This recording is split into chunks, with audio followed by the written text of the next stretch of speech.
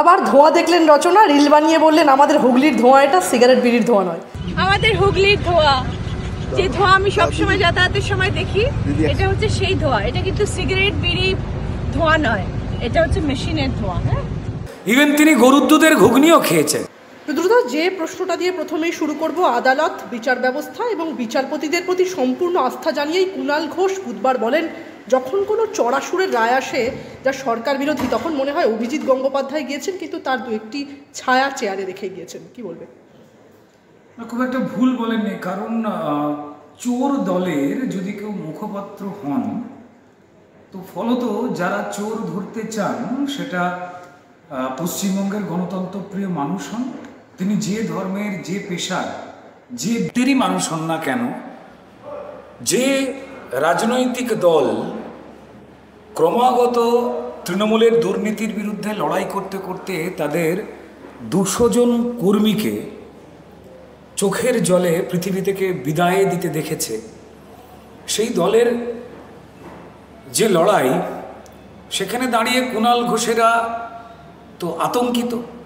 এবং চোরেদের বিরুদ্ধে যারাই বন্দোবস্ত নেবে, ধারাবাহিকভাবে পশ্চিমবঙ্গের মানুষ দেখেছেন তৃণমূলের এই ভাঙাপাত্র, মুখপাত্র, তলাপাত্র, যে পাত্ররাই রয়েছেন তারা আতঙ্কিত হয়ে পড়েন এবং অদ্ভুত সমস্ত মন্তব্য করেন, যা পশ্চিমবঙ্গের মানুষ শুনে হাসেন। তো ফলত কুণাল ঘোষ চুরির সমর্থনে, চোরেদের সমর্থনে, এবং যারা চোর ধরেন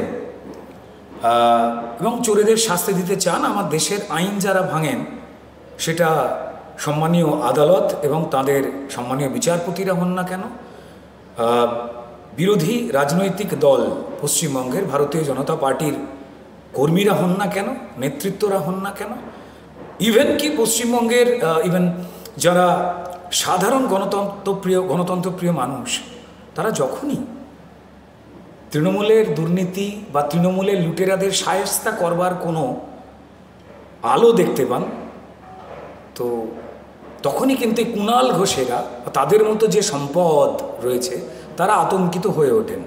এটা একদম দলের টপ টু বটম এই আন্তরিকতা ওদের রয়েছে যে তৃণমূলের লুটেরাদের বিরোধী, যে সেই তৃণমূলের বিরোধী, সেটা যদি মঙ্গল গ্রহ থেকে আসা কোনো প্রাণীও হয়, যাদের সঙ্গে কুণাল ঘোষের রেগুলার আলাপচারিতা রয়েছে, কারণ উনি তো মহাপুরুষ মানুষ, ক্ষণজন্মা পুরুষ, তো ওনার সঙ্গে তো যোগাযোগ থাকবেই আর কি। তো তাই কুণাল ঘোষ এই সমস্ত কথা বলছে। তবে একটা জিনিস মাথায় রাখতে হবে, যে গরম পড়েছে, অনেকেরই না কথাবার্তা এবং মাথা ঠিক থাকছে না। আমি কুণাল ঘোষকে বলবো যে স্বাস্থ্যের যত্ন নিতে। রুদ্রদা, কুণাল ঘোষের সরাসরি বক্তব্য, কলকাতা হাইকোর্টের বিচারপতিদের মধ্যে যে বিজেপির প্রতি সহানুভূতিশীল এবং তৃণমূল বিরোধিতার মানসিকতা রয়েছে, তা নাকি অভিজিৎ গঙ্গোপাধ্যায় প্রমাণ করে দিয়েছেন, যাদের উদ্দেশ্য নির্বাচনের মুখে বিরোধীদের অক্সিজেন দেওয়া এবং সরকারকে যাতে বিড়ম্বনায় ফেলা যায় সেই চেষ্টা করা। কি বলবেন? দেখুন, প্রথমত কুণাল ঘোষ তৃণমূল দল, যেটা চোর দল, তার দলের যদি কেউ মুখপাত্র হন, তিনি এই কথাগুলো তো বলতে তাকে হবে। এবং কদিন আগে যখন উনি সম্পাদকের পদটা ছেড়ে দিচ্ছিলেন, মুখপাত্রের চেয়ার ছেড়ে দিয়েছিলেন, সেই সময় কিন্তু ঠোঁট ফুলিয়ে এই কথাটা ইন্টারভিউ দিয়েছিলেন বড় কোনো একটি স্যাটেলাইট চ্যানেলে। ইন্টারভিউ দিয়ে বলেছিলেন, দলীয় মুখপাত্র হিসেবে এমন অনেক কথাই বলতে হয় যে কথাগুলো ঠিক নয়। তাই কুণাল ঘোষ জানিয়েই দিয়েছেন, এই ঝগড়া মিটে যাওয়ার পর তিনি এখন যে কথাগুলো বলছেন সেগুলো মিথ্যে কথা। আবার বলছে, তৃণমূল চোর এবং চুরির পক্ষে যারা নয়, তৃণমূল তাদেরই বিরুদ্ধে। তাই তৃণমূলের যারা মুখপাত্র কুণাল ঘোষের মতো বা আরও যারাই রয়েছেন, তারাই কিন্তু গণতন্ত্রের শত্রু, আইনের শত্রু, বিচারপতিদের শত্রু। দেখুন, সম্মানীয় অভিজিৎ গঙ্গোপাধ্যায়, যিনি প্রাক্তন বিচারপতি, যিনি স্বেচ্ছা অবসর নিয়েছেন, শুধু কি তিনি চোর ধরতে গিয়ে একাই তিনি এই তৃণমূলের কাছ থেকে গালাগালগুলো শুনেছেন, খারাপ কথাগুলো শুনেছেন, তা কিন্তু নয়। যদি আপনারা ভালো করে খেয়াল করে দেখেন যে শ্রদ্ধেয় রাজা শেখর মান্থা বিচারপতি, তার বাড়ির সামনেও পোস্টার ফেলা হয়েছিল, কারণ যারা আইন ভেঙেছে তারা যদি তৃণমূল হয়ে থাকে তো তৃণমূলের দায় এটা। তো তাদের বিরুদ্ধেই পরিষ্কার বিচার পদ্ধতি নেমে এসেছে, তার স্বাভাবিক নিয়ম মেনে বিচারপতিরা শাস্তি দিতে চান। অমৃতা সিনহা সম্মানীয় বিচারপতি, তার পরিবারকে অব্দি হেনস্থা করা হয়েছিল, কারণ তার যে চেয়ারের দায়িত্ব বা সম্মানীয় বিচারপতিদের ওই চেয়ারের দায়িত্ব হচ্ছে নিরপেক্ষতার সঙ্গে যারা অন্যায় করেছেন তাদের শাস্তি দেওয়া। যদি তৃণমূলের এজেন্ডাই হয়, মমতা বন্দ্যোপাধ্যায় অনুপ্রেরণাই হয় চুরি করো এবং চোর হয়ে ওঠো, তো তাহলে আমার দেশের যা আইন, সেই আইন অনুযায়ী চোরেদের তো জেলেই যেতে হবে। তো ফলত এদের সবার ওপর তাদের রাগ। আর এই অভিজিৎ গঙ্গোপাধ্যায় বিচারপতি থাকাকালীন যে যে রায়গুলো দিয়েছে এবং যেখানে তৃণমূলের ক্রিমিনালদের নাম উঠে এসেছে, তারপর কিন্তু এরা ডিভিশন বেঞ্চে গেছে হাইকোর্টের অভিজিৎ বাবুর রায়কে চ্যালেঞ্জ করে। সেই ডিভিশন বেঞ্চেও কিন্তু তারা আইনের থাপ্পড় খেয়েছেন, অর্থাৎ অভিজিৎ বাবুর যে রায় সেটাকে চ্যালেঞ্জ করেও তারা হেরে গেছেন। ডিভিশন বেঞ্চ অভিজিৎ বাবুর রায় বহাল রেখেছে এবং তারপরে এমন ঘটনা হয়েছে যখন তারা সুপ্রিম কোর্টেও গেছেন এই ঘটনা নিয়ে, যাদের প্রচুর সম্পত্তি তৃণমূলের, নতুন নেতা, অমুক তমুক, যারা চুরি করেছে, তাদের পক্ষে যখন তৃণমূল কোটি কোটি টাকার লয়ার খরচ করেছে, একজনের এক দিনের কোর্টে দাঁড়ালে ফিস সেই লয়ারদের কোটি কোটি টাকা। আমি জানি না গরিব দল এত টাকা কোত্থেকে পায় কে জানে, তৃণমূল নেত্রী টালির চালের বাড়িতে থাকেন, খুব গরিব বলেন, যাই হোক। তো এরা সপাটে থাপ্পড় খেয়েছে আইনের সব জায়গায়, এদের রাগ আইনের ওপরে।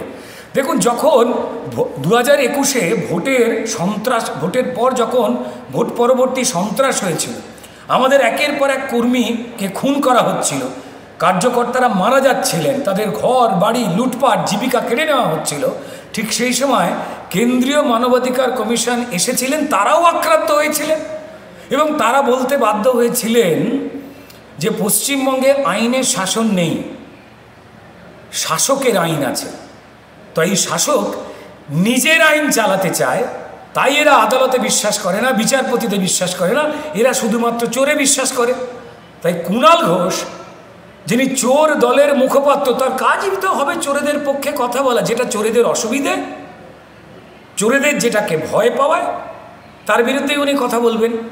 আমি জানি না এই ধরনের ব্যক্তিদের উক্তি নিয়ে আলোচনা করার কি আছে।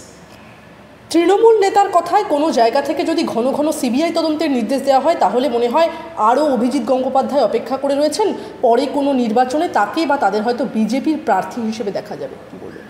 দেখুন, প্রথম কথা হচ্ছে যে ভারতবর্ষের আইন কিভাবে চলবে এটাও তৃণমূল নিজেই করতে চায়, তাদের খুব ইচ্ছা আবার প্রমাণ করে দিলেন।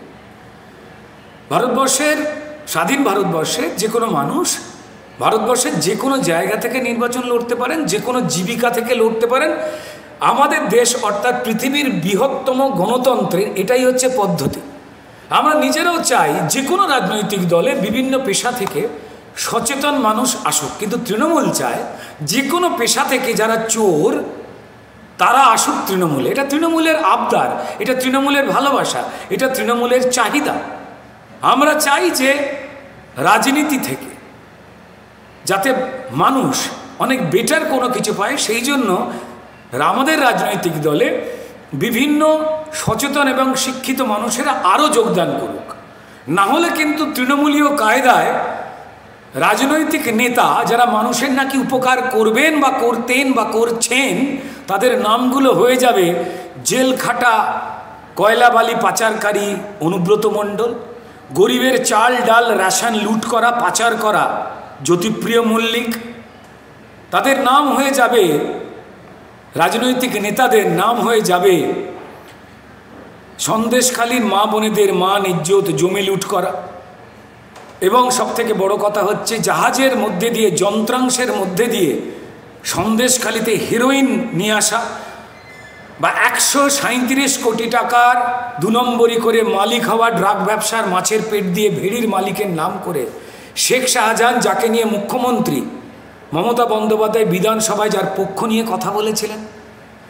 না হলে পশ্চিমবঙ্গের নেতার নাম হয়ে যাবে ওই ভাঙড়ের ওইদিকে মুখ্যমন্ত্রীর কথায়, তৃণমূল নেত্রীর কথায় বোমবাদা শওকত মোল্লা, যাকে তিনি জেড ক্যাটাগরি নিরাপত্তা দেন। না হলে ডায়মন্ড হারবারের নেতাদের নাম হয়ে যাবে হয় অভিষেক বন্দ্যোপাধ্যায় কিংবা জাহাঙ্গীর, যাকে মমতা বন্দ্যোপাধ্যায় পুলিশ প্রোটেকশন দেয়। তৃণমূল চায় হচ্ছে চোরেরা, লুটেরেরা, গণতন্ত্রে যারা হত্যা করছে তারাই হবে নেতা। আর ভারতীয় জনতা পার্টি চায় আপনি যে কোনো জীবিকা থেকেই আসুন, আপনি কৃষক হন, আপনি শ্রমিক হন, আপনি শিক্ষক হন, আপনি চাকরিজীবী হন, আপনি ছাত্র হন, আপনি বিচার ব্যবস্থার সঙ্গে জড়িয়ে থাকা কোনো মানুষ হন, আপনি যে কোনো ধরনের মানুষ হন, ডাক্তার হন, শিক্ষক হন, আপনি যদি সচেতন মানুষ হন, আমরা তাদের চাই। আমরা গর্বিত যে আমাদের দলে আমরা এই রকম মানুষ চাইছি। তা নিয়ে যদি তৃণমূলের টেনশন হয়তো হোক, তাদের দলে তো ভদ্রলোকেরা যাচ্ছে বলে শুনতে পাওয়া যাচ্ছে না। হিংসা নাই করলেন, কালোটা নয় আপনাদের থাকুক, আপনারা গর্ব করুন, কিছু ভালো তো ভারতীয় জনতা পার্টির প্রার্থীরা দল পাক। রুদ্রদা, রেড রোডে ঈদের অনুষ্ঠানে যোগ দিতে গিয়ে বেশ খোশ মেজাজে ধরা দিলেন মুখ্যমন্ত্রী মমতা বন্দ্যোপাধ্যায়, এবং সেই অনুষ্ঠান থেকেই মুখ্যমন্ত্রী মমতা বন্দ্যোপাধ্যায় বললেন, আমি মৃত্যুকে ভয় পাই না, মৃত্যু আমায় ভয় পায়। এবং তিনি আরও বলেছেন যে সিএ, এনআরসি ও অভিন্ন দেওয়ানি বিধি করতে দেব না। কি বলবেন? দেখুন, আমি একটাই কথা বলতে পারি যে অনেক সময় না অনেক চোট বাইরে থেকে সেরে গেলেও সেই চোটের রেশ ভেতরে ভেতরে থেকে যায়। যেভাবে রক্তাক্ত অবস্থায় আমরা মমতা বন্দ্যোপাধ্যায়কে দেখেছিলাম, তার ঘরে কি হয়েছিল, কে কাকে ঠেলেছিল, তার পরিবারের কারা ছিল, পুলিশ এবং তার পরিবারের লোক তারাই মুখে কুলুপ এঁটে দিয়ে বুঝিয়ে দিয়েছে যে মমতা বন্দ্যোপাধ্যায়ের মাথায় যে চোটটা লেগেছিল, আমাদের মুখ্যমন্ত্রীর মাথায় যে চোট লেগেছিল, সেই চোটটার গূঢ় কোনো গোপন কারণ আছে, তাই পুলিশ তদন্ত করেনি। কারণ মমতা বন্দ্যোপাধ্যায় পুলিশ মন্ত্রী, হয়তো ওই তদন্ত করলে তার পরিবারের কোনো লোকজন জানি না তাদের ভূমিকা কী ছিল জানতে পারা যেত। কিন্তু এইটুকু বুঝতে পারি যে চোট বাইরে লাগলেও লেগেছে মাথায়।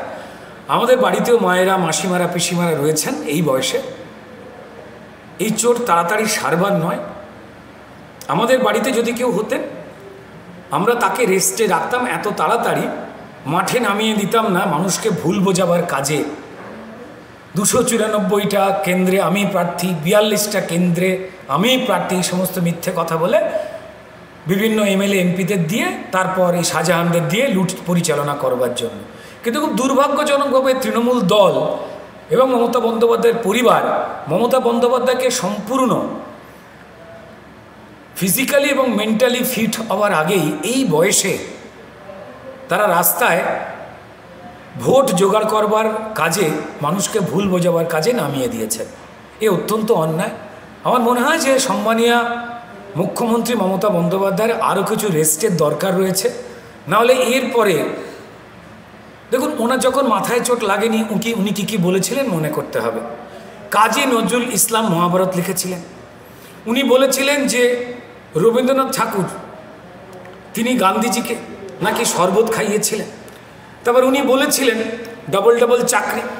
উনি বলেছিলেন যখন মাথায় চোট লাগেনি, বলেছিলেন যে আমার দলে 99.99% লোক সৎ, অর্থাৎ তৃণমূলের 99.99% মানুষ সৎ। উনি বলেছিলেন ঠাকুর শ্রী শ্রী অনুকূল চন্দ্রকে উনি জমি দিয়েছিলেন। উনি বলেছিলেন যে স্বামী বিবেকানন্দ এবং ভগ্নী নিবেদিতার বাড়ি উনিই বানিয়ে দিয়েছিলেন। দেখুন, মাথায় যখন চোট লাগেনি, পশ্চিমবঙ্গের সম্মানীয় মুখ্যমন্ত্রী তিনি এই সমস্ত কথা বলার সঙ্গে সঙ্গেই বলেছেন যে পশ্চিমবঙ্গে হিন্দু ও মুসলমান সব ধরনের মানুষ যারা পশ্চিমবঙ্গের মানুষ রয়েছেন, প্রত্যেকের 99.99% কাজ তিনি করে দিয়েছেন। যদি মাথায় চোট না লাগলে একজন মানুষ এই কথাগুলো বলতে পারেন, তারপর মাথায় চোট লাগার পর যদি সেই চোট কি অবস্থায় রয়েছে তার বিভিন্ন করা মন্তব্য শুনে যারা আমাদের কথা শুনছেন তাদের কাছেই স্পষ্ট। উনি আমার থেকে বয়সে বড়, উনি আমার প্রণম্য, আমার বাড়ির গুরুজনদের, মা মাসিমাদের যা বয়স, ওনার সেই বয়স রয়েছে। ওনার দলে তৃণমূলে একে অপরকে গালাগাল দেওয়ার সিস্টেম আছে। এক নেতা অন্য নেতাকে গালাগাল দেবে, অন্য দলকে অশ্লীল ভাষায় আক্রমণ করবে, কিন্তু আমি তো করতে পারবো না। আমি শুধু এটাই বলবো যে মমতা বন্দ্যোপাধ্যায় সম্পূর্ণ সুস্থ হয়ে উঠুন এবং এই পরিশ্রম করার ধকল যাতে একটু কমান, তো তাহলে বোধহয় উনি কদিন পর থেকে আরও ভালো কথা বলতে পারবেন, যে কথার মধ্যে আর কাজী নজরুল ইসলাম মহাভারত লিখবেন না, বা বিষ্ণু মাতা হয়ে যাবেন না, বা 20 কোটি কবিত মুক্তা হারে না কি বলেছেন, এই ঘটনা ঘটবে না। মমতা বন্দ্যোপাধ্যায় ভালো থাকবেন, শরীরের যত্ন নেবেন, এইটুকুই বলবো। ঈদের অনুষ্ঠানে যোগ দিতে গিয়ে মমতা বন্দ্যোপাধ্যায় আরও বলেছেন যে বাংলায় আমরা লড়ছি বিজেপির সাথে, একটা কোনো ভোটও যেন অন্য তৃণমূল কংগ্রেস ছাড়া অন্য দলে না যায়। জনতার উদ্দেশ্যে তিনি এই কথা বলেছেন। দেখুন, ঠিক সিপিএমের কায়দা মেনে যেভাবেই বাংলাদেশ এবং ভারতবর্ষের মতো বর্ডার না তৈরি করে সিপিএম বাংলাদেশ থেকে বাংলাদেশি মানুষ ঢুকিয়ে দিয়ে আমার পশ্চিমবঙ্গে যারা মুসলমান ভাই বোন তাদের জন্য যে কেন্দ্র সরকার চাল ডাল খাবার বিভিন্ন রকম প্রজেক্ট আবাস রেশন সব কিছু পাঠাচ্ছে, শৌচাগার পাঠাচ্ছে, তা ভাগ বাটোয়ারা যেমন আজকের দিনে তৃণমূল করছে, ঠিক সেই সিস্টেমটা সিপিএম করত। পশ্চিমবঙ্গের হিন্দু এবং মুসলমানের ভোট সিপিএম তার চুরি দুর্নীতি এতটাই করেছিল, মানুষ আর দেয়নি বলে সেই ভোটটাকে পাওয়ার জন্য হাতে লেখা রেশন কার্ড করিয়ে দিত বাংলাদেশ থেকে লোক ঢুকিয়ে, জঙ্গি ঢুকিয়ে। সেই কাজটাই মমতা বন্দ্যোপাধ্যায় এসে তিনিও বর্ডার দিলেন না, কেন্দ্র সরকার বারবার বলবার পর তিনিও সিপিএমের পদ্ধতি মেনেই বাংলাদেশ থেকে বাংলাদেশি ঢুকিয়ে, যা সারা পৃথিবীতে কোনো দেশে কোথাও নিয়ম নেই, তাদেরকে ঢুকিয়ে এবং তার সঙ্গে রোহিঙ্গাদের ঢুকিয়েও তিনি এই দেশের সার্বভৌমত্ব নষ্ট করেছেন, বিশেষ করে এই রাজ্যে নষ্ট করেছেন, আমার রাজ্যের শান্তিকে বিনষ্ট করেছেন এবং এই প্রক্রিয়া চালিয়ে যাচ্ছেন এবং যাতে গণ্ডগোল লাগে তার জন্য বিভিন্ন রকম বন্দোবস্ত করছেন। এবং তারপরেও যিনি এই রাজ্যের যারা মুসলমান সম্প্রদায়ের মানুষ রয়েছেন তাদের চাকরির ক্ষেত্রে কোনো রকম সংরক্ষণ বাড়াননি, তাদের ওয়াকআপ এস্টেটের যে সম্পত্তি, ওয়াকআপ সম্পত্তি, সেটাও তাঁর প্রিয় তৃণমূলের ভাই নেতারা তারা বেচে লুটে পুটে খেয়েছে। আমার দেশে যে ছেলেমেয়েগুলো রাস্তায় বসে রয়েছে তার তো হিন্দু মুসলমান হয় না। তিনি ঈদের দিনে দাঁড়িয়ে যে মুসলিম ভাইদের মঞ্চে যেখানে দাঁড়িয়েছেন তিনি আবার প্রমাণ করলেন তিনিও ঠিক সিপিএমের কায়দায় সাম্প্রদায়িক রাজনীতিই করেন। আজকে রাস্তায় চাকরির জন্য যে ছেলেমেয়েগুলো বসে রয়েছে সেখানে কিন্তু যেমন সারিফুল বসে আছে মুসলিম ধর্মের, তেমন আমাদের হিন্দু ধর্মের শান্তনুও বসে আছে। যেমন ওখানে সাবিনা বসে আছে তেমন কিন্তু সাবিত্রীও বসে আছে। তাদের সবার সর্বনাশ করেছেন তৃণমূল, আর এই সর্বনাশের রেফারি ছিলেন মমতা বন্দ্যোপাধ্যায়। শুধু তৃণমূল নয়, প্রশাসনিকভাবে একটা বড় অংশের পুলিশের এসপি, ডিএম, বিডিও তাদের দিয়ে কিন্তু কেন্দ্র সরকারি বিভিন্ন প্রকল্প নরেন্দ্র মোদীর যে সরকার প্রান্তিক মানুষ, গরিব মানুষ, হিন্দু মুসলমান সবাইকে যে দেওয়ার চেষ্টা করেছেন, ভুয়ো নাম ঢুকিয়ে জব কার্ড থেকে শুরু করে রেশন, বাচ্চাদের মিড ডে মিল সব কিছু চুরি করেছে তৃণমূলের এই লোকজন, ক্রিমিনালরা, এবং সরকারি অফিসারদের বাধ্য করেছেন প্রমোশনের লোভ এবং ট্রান্সফারের ভয় দেখিয়ে। এ কথা সবাই বলে। তাই যে রাজনীতিটা মমতা বন্দ্যোপাধ্যায় করছেন, সাচ্চা মুসলমান যিনি তিনিও জানেন তাদের কোরআনে লেখা নেই, বা আমাদের গীতাতেও লেখা নেই, বা বাইবেলে লেখা নেই, বা ত্রিপিটকে লেখা নেই, বা অন্য কোনো ধর্মেরই কোথাও লেখা নেই যে চোর এবং চুরিকে সমর্থন করতে হবে। ইসলামে কোথাও কোনো বা আয়াতে কোনো লাইন আছে চোর এবং চুরিকে সমর্থন করতে হবে? মমতা বন্দ্যোপাধ্যায় চোর এবং চুরির সমর্থনকারীদের অনুপ্রেরণা। তিনি যদি সাচ্চা মুসলমান হন কেউ, তিনি জানেন উনি মিথ্যে কথা বলছেন। ইসলাম যতটুকু আমি জানি, আমার বহু বন্ধু রয়েছেন যারা ইসলাম ধর্মের মানুষ, তারা কিন্তু এই দলটা থেকে সরে গেছে। মুসলিম ভাইরা হয়তো কিছু ক্ষেত্রে দাঁড়িয়ে থাকতে পারেন, সৌজন্যতার ক্ষেত্রে, কেন তিনি আমাদের প্রাক্তন মুখ্যমন্ত্রী, কিন্তু তারা এটা জানেন যে মমতা বন্দ্যোপাধ্যায় একজন সনাতনী হিন্দু ব্রাহ্মণ বাড়ির মেয়ে হয়ে, একজন মহিলা হয়ে তিনি ভরা পেটে ইফতার পার্টিতে যান এবং তিনি মাথায় হিজাব পরে পবিত্র মসজিদের মধ্যে ঢোকেন, যা হিন্দু ধর্মের মা, যা মুসলমান ধর্মের মা বোনেরাও ঢুকতে পারে না। অন্যায় হয়, ইসলামকে ছোট করা হয়, কিন্তু সেখানে মমতা বন্দ্যোপাধ্যায় ঢুকে গিয়ে যেমন হিন্দু ধর্মকে ছোট করেছেন, ঠিক তেমন মুসলমান ধর্মকেও কিন্তু ছোট করেছেন।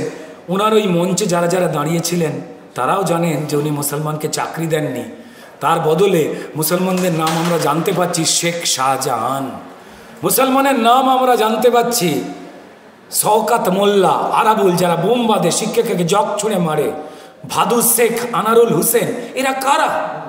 ক্রিমিনাল এবং তৃণমূলের নেতা।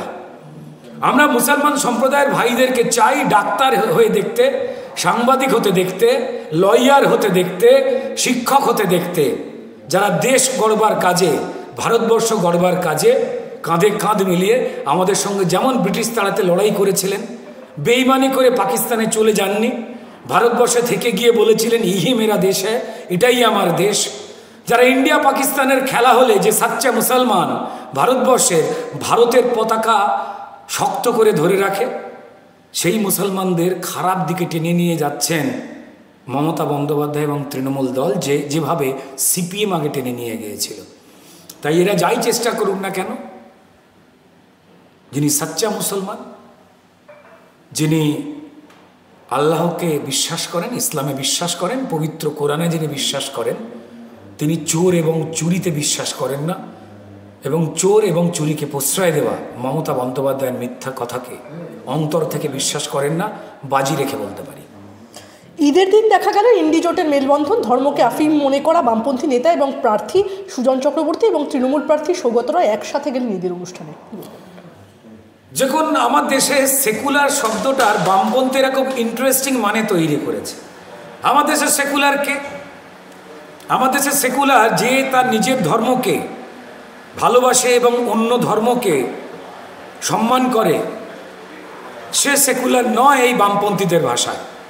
বামপন্থীদের ভাষায়, সিপিএমের ভাষায় সেকুলার তারা যারা 30% সহজ সরল মুসলমানকে টুপি পরিয়ে, কেউ বলে গরুর দুধ হলে মিষ্টি হলে, গরুর দুধ মিষ্টি হলে লাথি খাবো না কেন, মমতা বন্দ্যোপাধ্যায়ের ভাষায় ঠিক একই রকমভাবে এই সুজনবাবুরা সেকুলার তাদের মনে করে যারা 30% ভোট কবজা করবে এবং হিন্দু বা সনাতন ধর্মকে যারা অসম্মান করবে। সিপিএম এবং তৃণমূল তারাই যে ধর্মের আফিমটা বিক্রি করার ব্যবসা করেন এ সবাই জানে।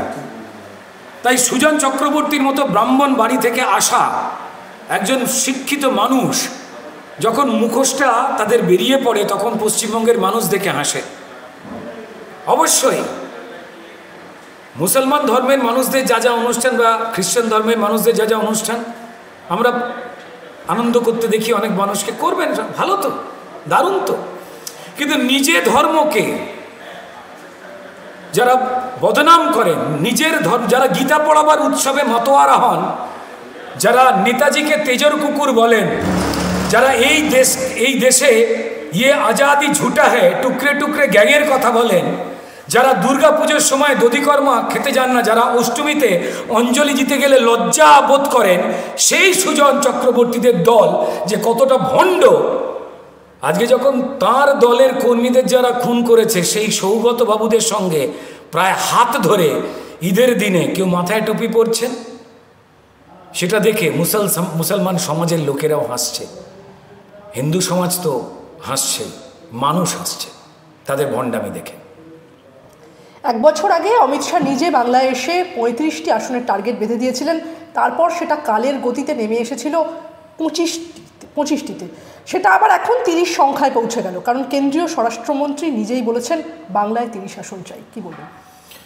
দেখুন, যেভাবে ভারতীয় জনতা পার্টির যারা কার্যকর্তা রয়েছে তারা প্রাণ দিয়েছেন, বলুন তো ভারতবর্ষের কোন রাজ্যে তৃণমূলের মতো কোনো লুটেরা শাসকের কাজে যে বাংলা সত্যিই শোনাচ্ছিল, সুজলাং সুফলাং ছিল যে বাংলা, সেই বাংলার আজকে খবর সারা পৃথিবীতে ছড়ায় চুরির রাজ্য হিসেবে, শিল্প বন্ধ হয়ে যাওয়া রাজ্য হিসেবে, যার সূচনা করে দিয়েছিল সিপিআইএম। আজকে সেই রাজ্যে যে চোরের সরকার চলছে, যারা পুলিশকে বাধ্য করে ক্রিমিনালকে স্যালুট ঠুকতে, যারা ভারতীয় জনতা পার্টির কার্যকর্তাদের খুন করেন, মিথ্যে কেস দেন, ইলেকশনের সময় আটকে রেখে দেওয়ার চেষ্টা করেন, নিরপেক্ষ মানুষকেও তারা কেস দেন, আদালতে গিয়ে তাদের জামিন নিতে হয়, আদালতের কাছে বারবার আইনি চড় খায় তৃণমূল এবং তৃণমূলের দলদাস পুলিশ। সেই রাজ্যে তো গণতন্ত্র প্রতিষ্ঠা করাটা তো খুব দরকার। আমাদের 200 জন কার্যকর্তা তাদের যে প্রাণ দিয়েছিলেন নিজেদের জন্য নয়, নিজের পরিবারকে বাঁচাতে গিয়ে নয়, নিজের ঘরবাড়ি বাঁচাতে গিয়ে নয়, কেন্দ্রের সরকার মোদিজির নেতৃত্বে হিন্দু, মুসলমান, শিখ, খ্রিস্টান সব ধর্মের, সব পেশার, সব বৃত্তের মানুষদের জন্য, গরিব মানুষের জন্য যা যা প্রকল্প পাঠাচ্ছেন, তা কীভাবে তৃণমূল লুট করছে আমাদের ভারতীয় জনতা পার্টির কর্মীরা সেটা জানিয়ে দিচ্ছিল, তৃণমূলের গা জ্বলছিল, তারা লুট করতে পারছিল না। আমাদের দেওয়া ইনফরমেশনে কোর্টে পরিষ্কার মানুষ জাগ্রত হয়ে চলে যাচ্ছিল এবং আদালতের নিরপেক্ষ দৃষ্টিতে তৃণমূলের চোরেরা ধরা পড়ছিল বলে তারা রাগেতে লুটতে পারছে না সাধারণ মানুষকে বলে তারা আমাদের খুন করা শুরু করেছিল। আমাদের চোখের সামনে 200-র উপর কর্মীর লাশ রয়েছে, তাদের মৃতদেহের ওপরে পদ্ম ফুলের চাদরটা আমাদের মুখের সামনে কিন্তু বারবার ঝলকায়। প্রচুর মানুষের জীবিকা কেড়ে নিয়েছে। তাই সারা পশ্চিমবঙ্গের মানুষ জানেন যে মানুষের জন্য লড়াই করতে গিয়ে কোনো রাজনৈতিক দল কোনো দিন সারা ভারতবর্ষেও কিন্তু এত কার্যকর্তা বা কর্মীর বলিদান দেননি। তাই পশ্চিমবঙ্গের মানুষ আমাদের মধ্যে দিয়ে তারা আশার আলো দেখতে পাচ্ছেন, গণতন্ত্রের প্রতিষ্ঠার স্বপ্ন তারা বাস্তব হওয়ার দিকে দেখতে পাচ্ছেন। তাই 2024-এ অসংখ্য সিটের ম্যান্ডেট নিয়ে সম্মানীয় নরেন্দ্র মোদীজি আবার দেশের প্রধানমন্ত্রী হয়ে ভারতবর্ষ এবং ভারতবাসীর মান পৃথিবীর দরবারে আরও উঁচু করবেন। সেটা সারা পৃথিবীর সব মানুষ জানেন, ভারতবর্ষের মানুষ তো জানেন। এমনকি যারা মিথ্যে কথা বলছে, ইন্ডিজোটের পিন্ডি চটকে দেওয়া এই কংগ্রেস বলুন বা মিথ্যেবাদী সিপিএম বলুন বা হতাশাগ্রস্ত তৃণমূল, চোর তৃণমূল বলুন, তারা সবাই জানে, তারা মুখে বললেও তারা জানে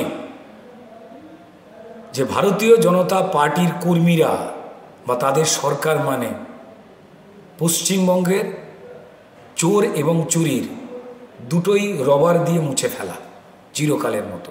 তাই তারা ভয় পাচ্ছেন, তাই তারা আজে বাজে বকছেন এবং তাই পরিষ্কার মানুষ আমাদের দিকে এগিয়ে আসছেন।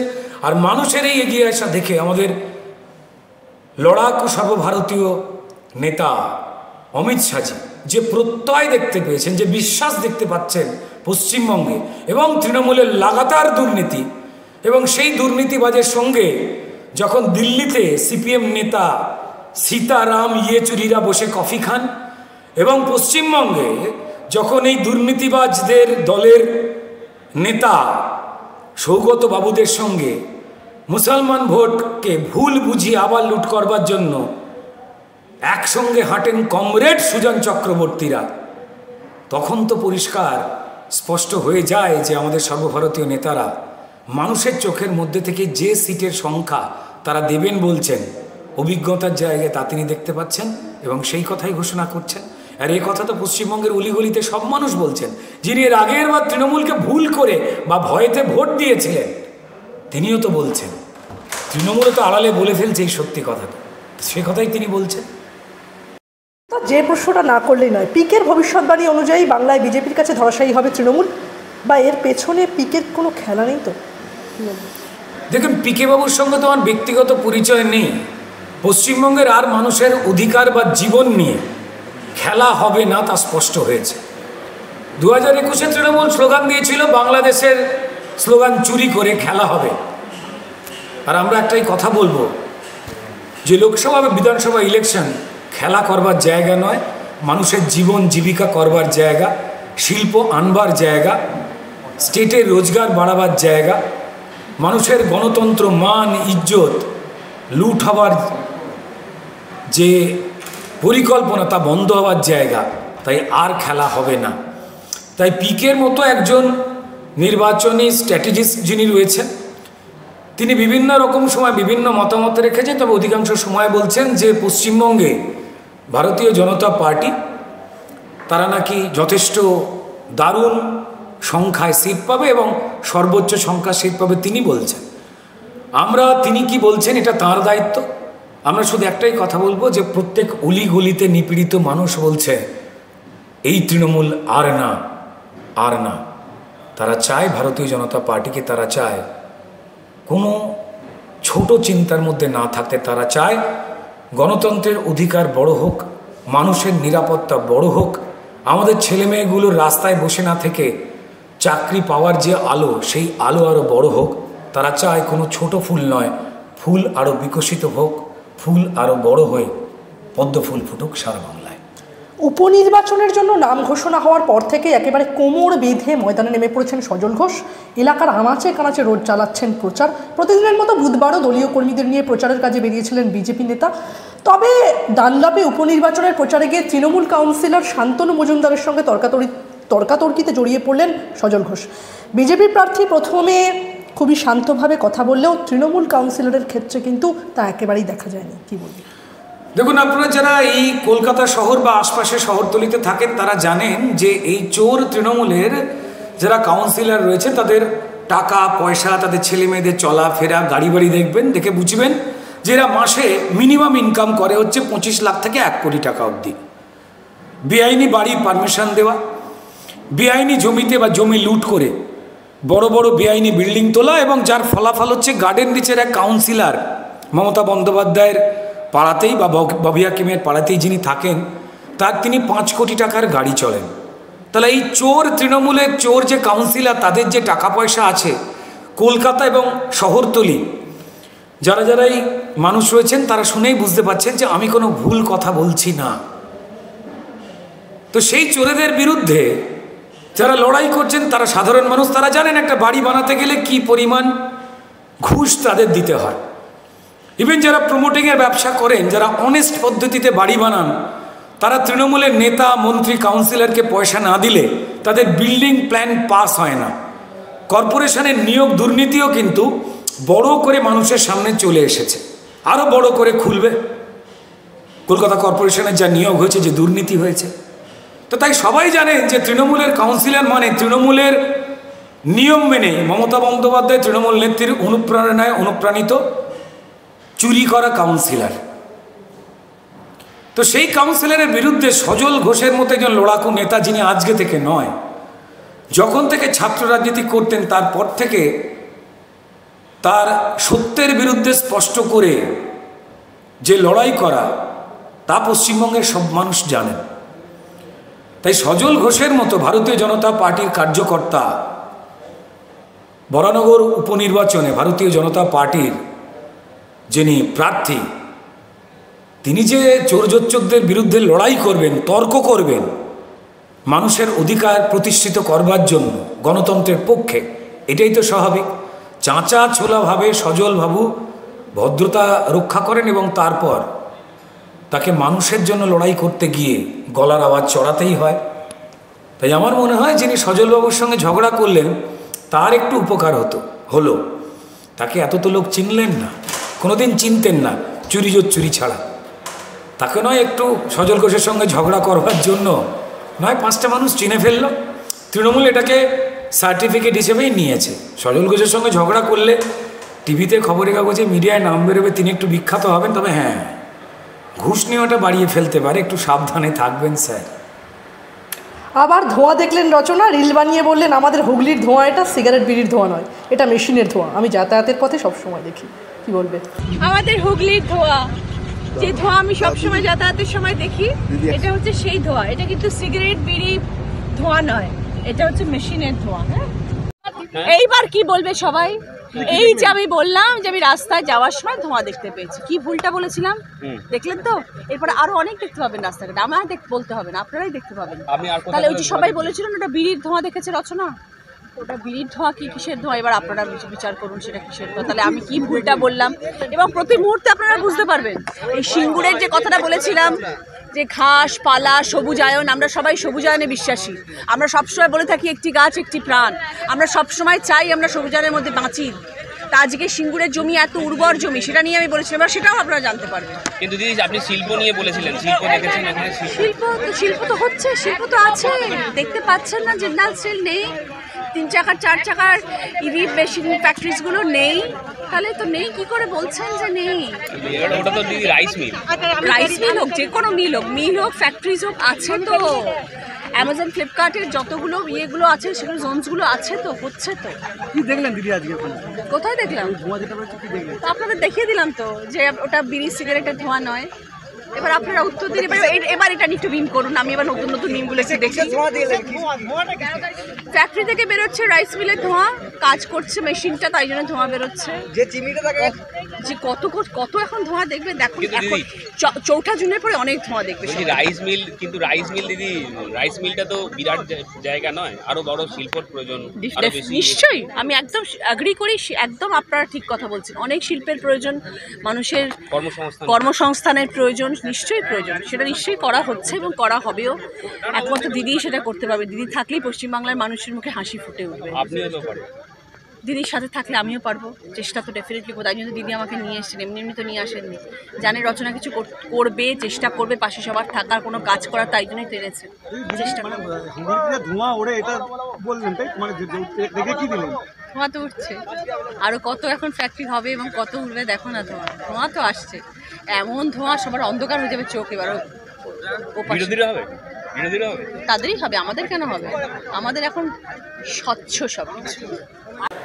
দেখুন, রচনা বন্দ্যোপাধ্যায় বিভিন্ন সময় বিভিন্ন উক্তি করছেন, যে উক্তি ইতিহাসের পাতায় বেসিক্যালি লেখা থাকবে।